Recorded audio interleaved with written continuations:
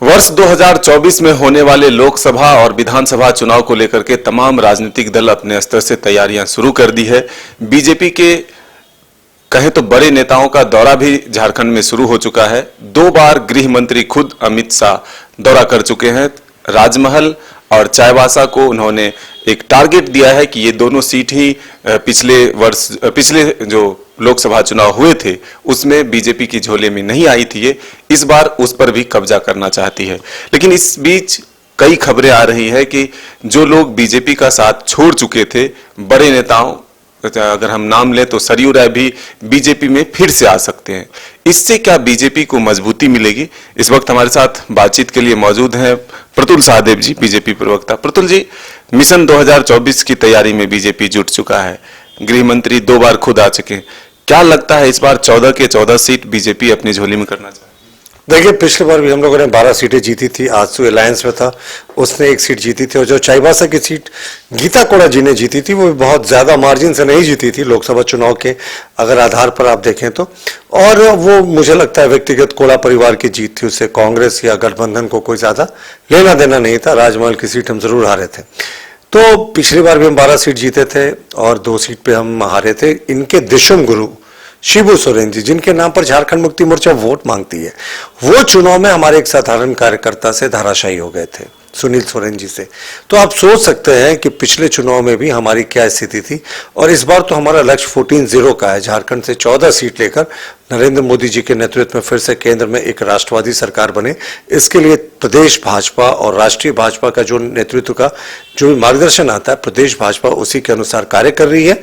और हमें पूरी उम्मीद है कि 14 सीट को हम अच्छे मार्जिन से जीतकर जीतेंगे। और इसके अतिरिक्त हमारे बूथ स्तर पर भी बड़ा विस्तारीकरण का कार्य चल रहा है। चुनाव के लिए हम लोगों ने बिल्कुल कमर कस ली है। अब 2024 के मिशन की पूरी तैयारी शुरू हो गई है। इस बीच पार्टी या संगठन के तौर पर मजबूत करने के लिए आकलन ये हो रहा है कि जो नेता हमारा साथ छोड़कर गए हैं उनको फिर से पार्टी में शामिल कराया जाए। तो इसमें एक चर्चा है कि सरयू राय को भी पार्टी में फिर से वापस लाया जाएगा।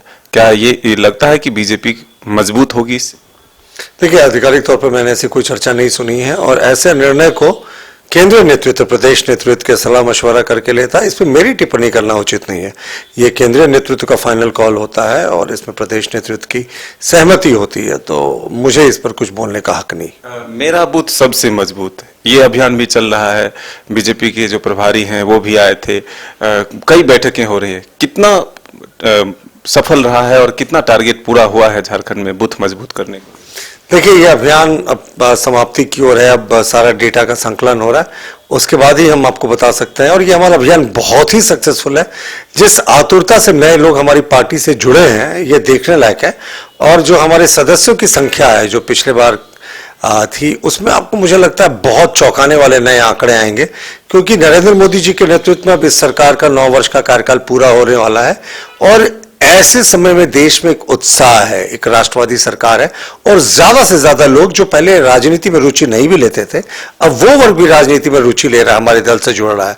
तो इंतजार कीजिए, पूरे देश में ये अभियान चल रहा है और झारखंड में भी हमें लगता है बहुत सकारात्मक परिणाम निकलेंगे।